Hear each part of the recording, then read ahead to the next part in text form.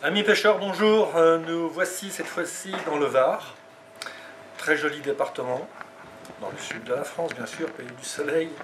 Nous ne sommes pas très loin du lac de Carcès. Nous sommes exactement à Entrecasteaux, sur une propriété privée, et Monsieur Debuisson tient ici un superbe carpodrome.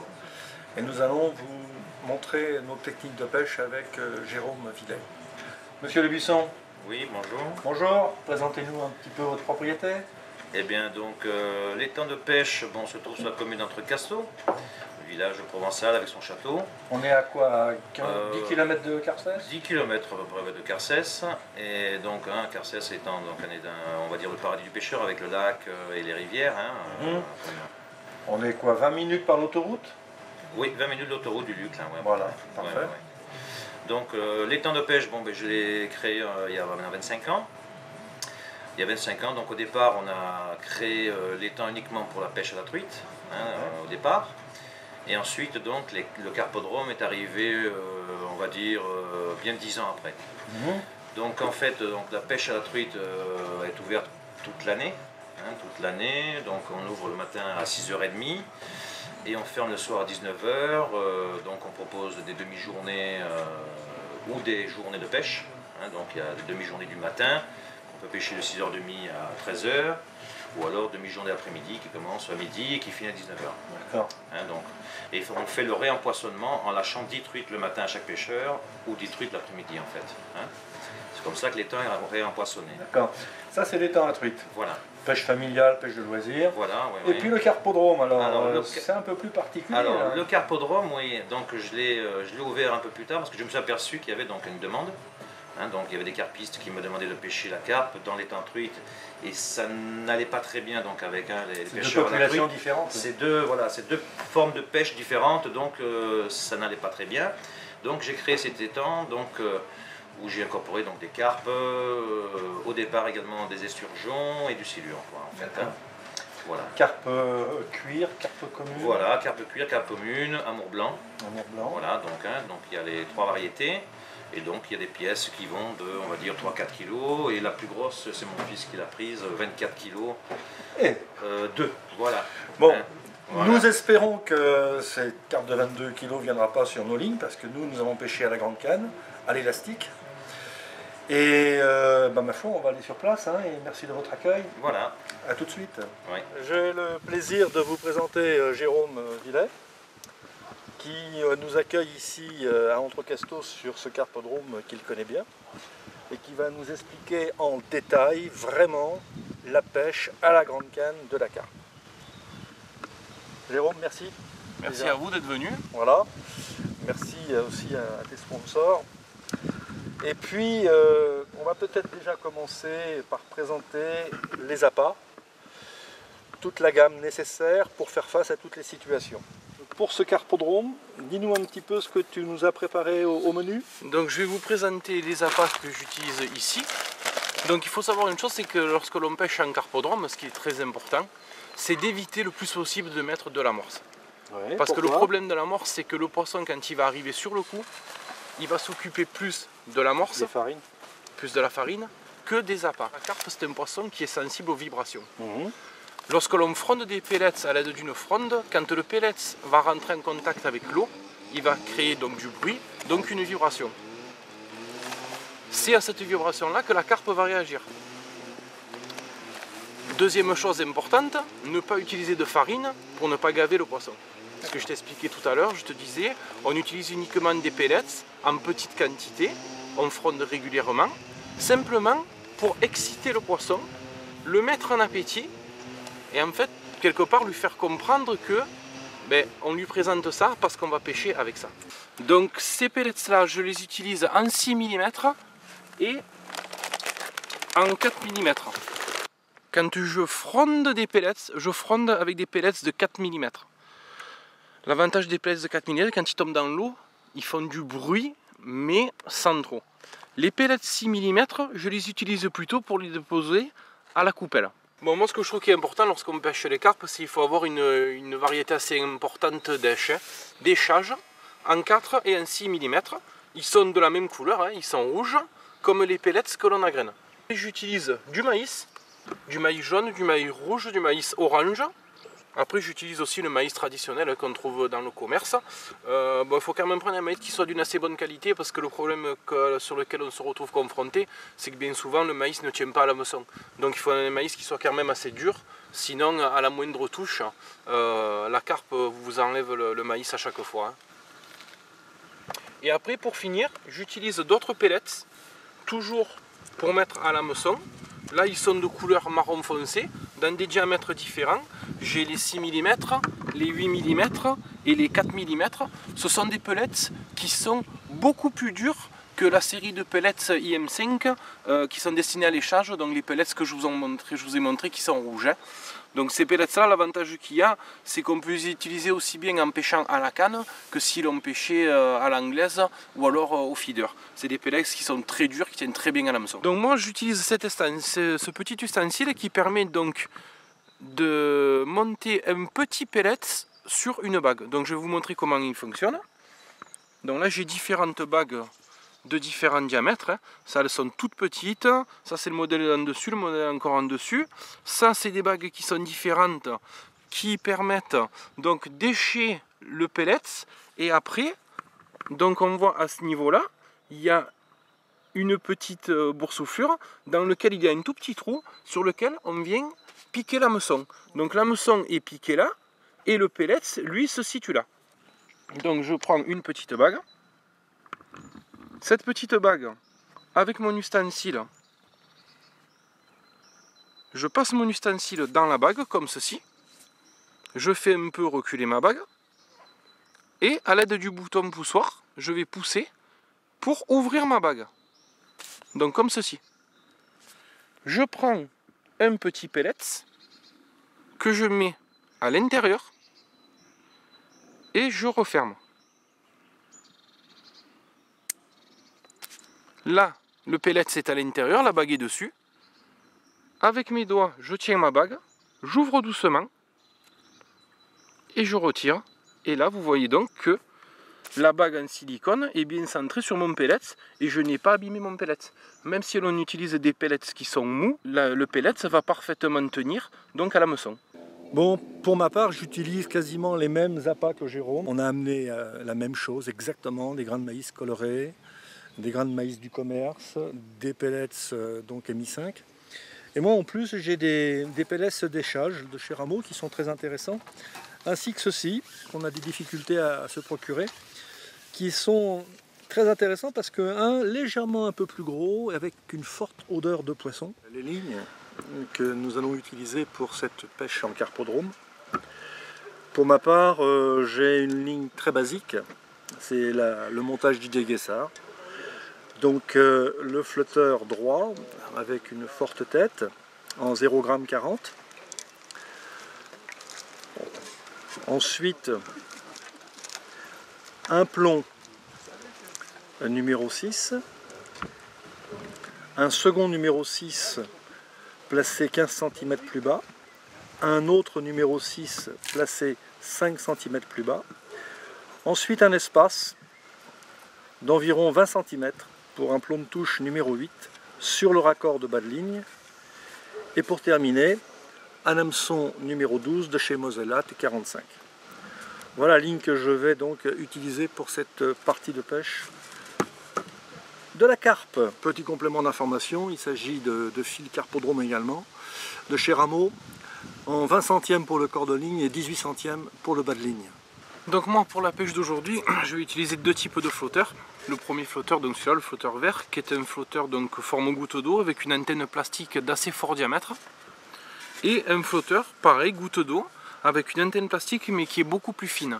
Sur les deux lignes, le diamètre du fil, c'est le fil Sensas Feeling Competition en diamètre 20 centièmes. Donc la première ligne, elle est constituée d'un chapelet de plomb. Ce sont des plombs numéro 10. Pour la suite de la ligne, il y a deux petits plombs espacés à peu près de 20-25 cm qui sont des plombs numéro 11. Et pour terminer la ligne, un hameçon Sensas Feeling 3311 en numéro 10. Avec cette ligne-là, je vais plutôt utiliser des appâts volumineux comme le maïs ou de gros pellets qui font entre 8 et 12 mm. Donc la deuxième ligne, donc je vous disais, un flotteur donne toujours forme goutte d'eau, une antenne plastique fine, toujours un fil en 20 centièmes. Là, la plombée, par contre, elle est complètement différente.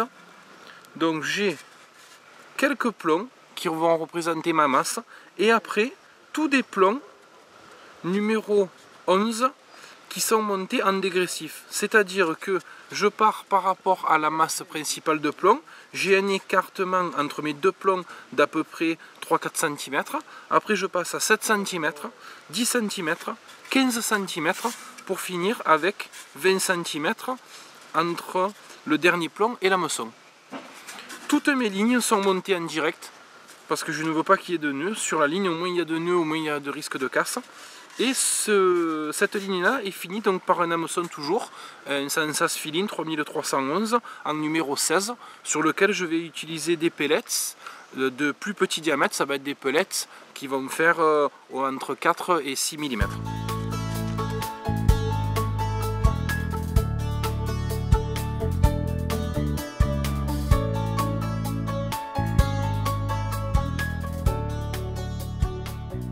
Moi, ce que je fais, donc quand on a un poisson, un gros poisson comme on a eu là, on pêche avec un élastique creux. L'élastique est un élastique qui a un fort coefficient d'allongement.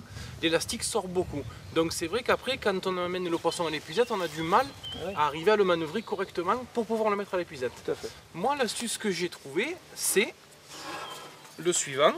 Donc j'ai mon fixe ligne, mon élastique qui passe dans le sillon, le porte-sillon, et à l'intérieur, donc j'ai une échelle. Donc comme ceci, sur lequel donc est fixé mon élastique. Okay. Moi, l'astuce que j'ai trouvée, c'est sur l'échelle sur laquelle est fixé l'élastique, je prends ce qu'on appelle donc une lancette. Une lancette, ça sert à venir s'emboîter dans le cône pour pouvoir attraper le cône à l'intérieur et le sortir. Moi, mon astuce, il est le suivant. Je prends ma lancette, je l'enfonce dans mon cône. Je mets un point de colle. Ouais. Quand il est collé, ma lancette, je la coupe à ce niveau-là. Ouais. Je re-rentre tout le reste à l'intérieur.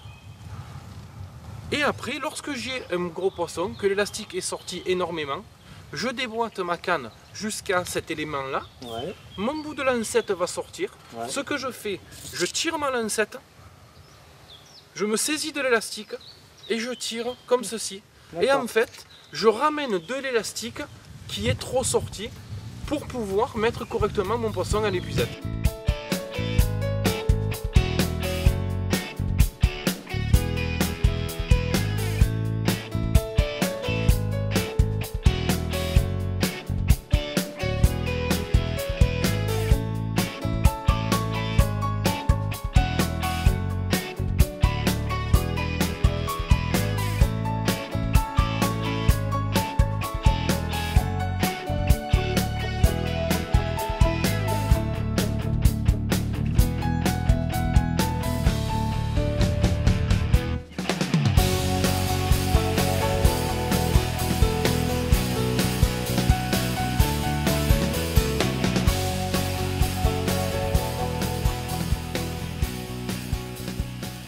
Pourquoi tu as plusieurs frondes avec des godets différents? Alors, j'ai des frondes avec des godets différents tout simplement parce que quand on pêche comme ça, comme fronde, ce qui est important de faire, c'est d'essayer de grouper et de ramener un maximum de poissons sur un point bien précis. Moi, ce que je fais, quand je pêche en carpodrome et que je fronde, j'utilise des petites poches comme ceci. C'est vrai que ça ne me permet pas d'envoyer une grosse quantité d'appât à la fois, mais ça me permet surtout, de par son ouverture, de pouvoir concentrer mon agrénage à un point bien précis. Que si l'on utilise une fronde avec un godet comme ceci, qui a une ouverture beaucoup plus large que celle-là, quand on va envoyer notre poche de pellets, ce qui va se passer, c'est que les pellets ils vont s'écarter en l'air, au lieu de rester concentrés. Et on ne pourra pas avoir un agrénage réduit si on utilise une grosse poche. C'est pour cela que j'utilise une petite poche. Alors ce que je fais au départ, j'agrène quelques pellets et après, avec une coupelle, comme ceci, ce que je fais, je dépose 4-5 coupelles pleines de pellets de maïs. Je crée en fait un tas d'appâts. Et après, quand ce tas d'appâts a été fait, je crée l'accoutumance en frondant des pellets.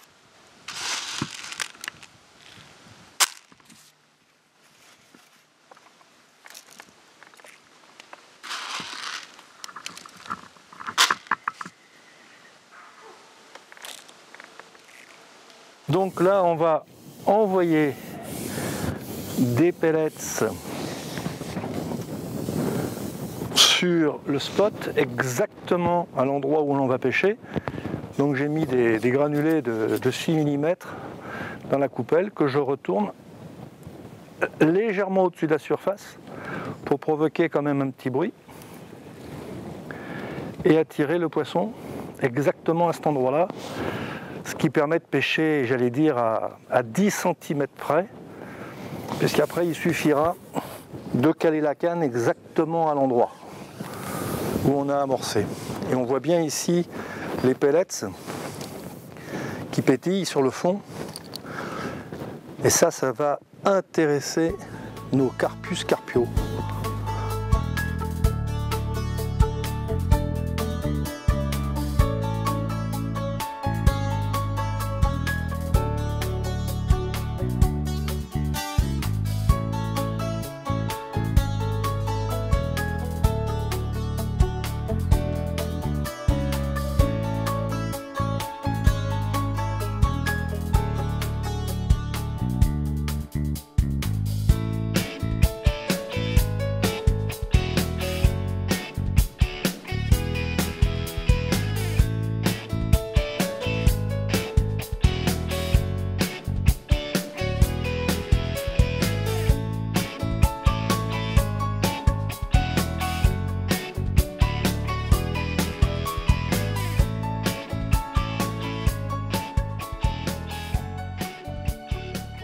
Dis-moi, je t'ai vu utiliser tout à l'heure un petit flacon rouge, la fluo, c'est quoi? Je me suis rendu compte qu'en carpodrome, les poissons sont habitués à être pêchés, donc ils sont extrêmement méfiants. Par le passé, quand j'équilibrais une ligne pour pêcher la carpe, je l'équilibrais comme on règle une ligne traditionnellement, c'est-à-dire l'antenne à moitié. Et j'avais des problèmes, c'est que j'avais des petites touches, mais jamais de touche franche où le flotteur partait complètement, disparaissait sous la couche d'eau. Ouais. Donc ce que j'ai fait, quand je prépare une ligne pour pêcher les carpes, quand je l'équilibre, volontairement cette ligne-là, je l'équilibre correctement et après je rajoute un petit plomb pour qu'elle soit surplombée, pour qu'elle coule. Donc après au bord de l'eau, ce que je fais, j'utilise donc ce produit qui est de la graisse pour les antennes. Donc il existe la graisse rouge pour les antennes rouges et la graisse qui est jaune pour les antennes jaunes. Donc aujourd'hui je pêche avec un flotteur à antenne rouge. J'ouvre donc mon petit pot de graisse et je prends mon flotteur et l'antenne, je la plonge une fois à l'intérieur de cette graisse. Ce petit dépôt de graisse qui va se déposer donc sur mon antenne va suffire à créer une résistance pour que le flotteur, malgré qu'il soit surplombé, ne coule pas. Et ça me permet surtout d'avoir des touches très franches parce que le poisson ne sent aucune résistance au niveau de l'antenne.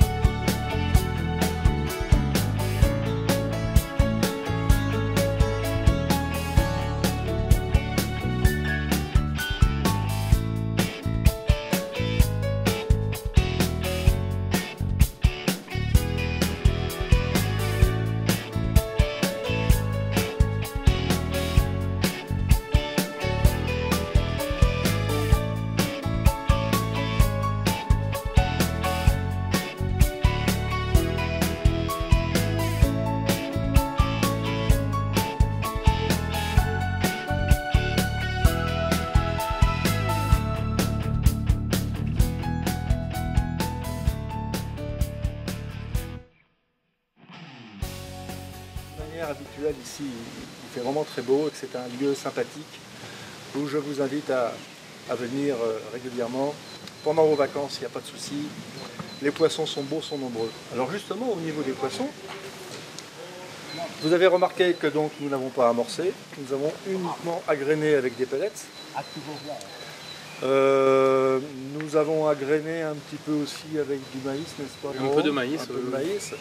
Mais en fin de compte, on s'est rendu qu'au niveau de lèche, ma foi, c'était du pellet bétaïne poisson qui marchait le mieux. Joli poisson, 6,5 kg, 6 kg, des belles communes, une belle cuir également. Voilà, qu'est-ce qu'on peut dire sinon les techniques étaient différentes tout en restant Techniques différentes, techniques variées. Une façon, toi tu as ta façon, moi j'ai la mienne. Bien à chacun de travailler les poissons. On s'est bien amusé, on a passé un bon moment.